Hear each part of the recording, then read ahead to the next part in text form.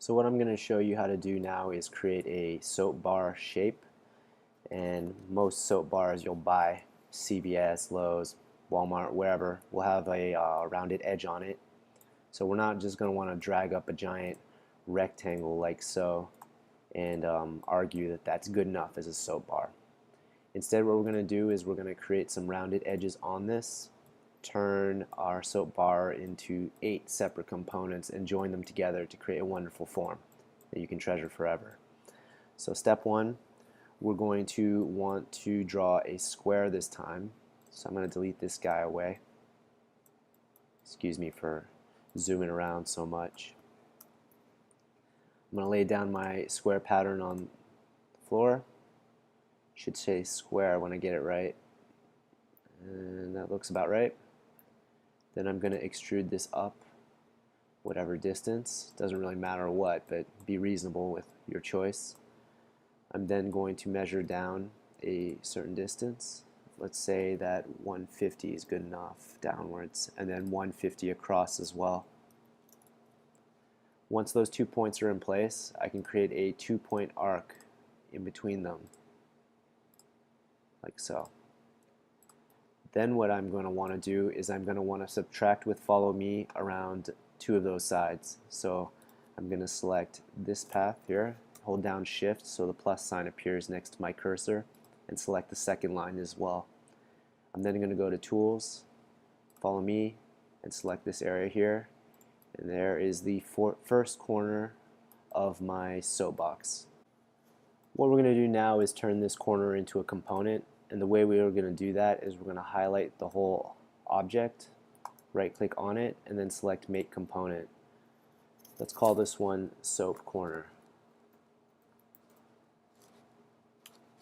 So once that's done, it automatically groups our object.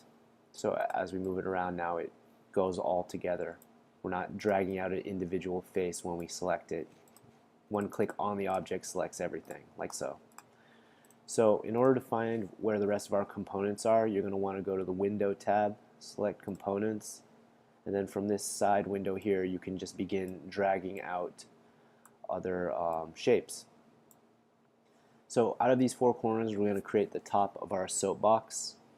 Exit out at this point, and this is going to involve us doing types of rotation and whatnot. So let's rotate this first side here and connect it to this corner. So I'm going to select the flat face on the top.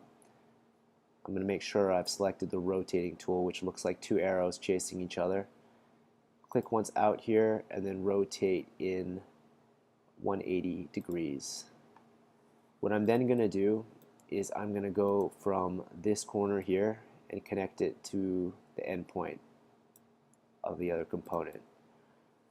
What we're then going to want to do is we're going to want to rotate each of these into the correct orientation to fit with the rest of our box. So that one's going 90. I'm going to drag it in closer now to make sure that I connect these point by point.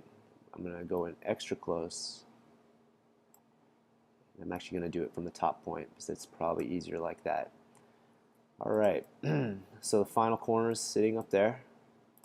What's neat about making these into groups is as you drag them through each other, they're not going to stick. If they were not grouped, so you click anywhere on the object, it selects everything.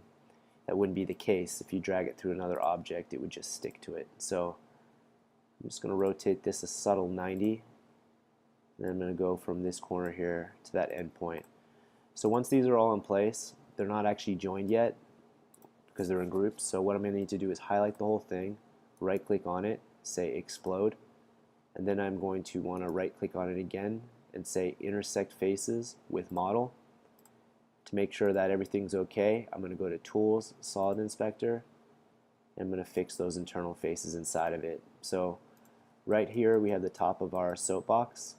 What I'm then going to do is I'm going to highlight the whole thing. I'm going to press Command C and then Command V to paste a copy of that. What I'm then going to do here, while it's all highlighted, is I'm going to right click on it and I'm going to say flip along the blue direction, and that turns it upside down. So in order to make sure that this whole process of sticking this half on top of this goes smoothly, I'm going to highlight this all, right click on it and say make a group. And then I'm going to go from this bottom left corner and connect it to the corner of the other object. So here's our soap shape.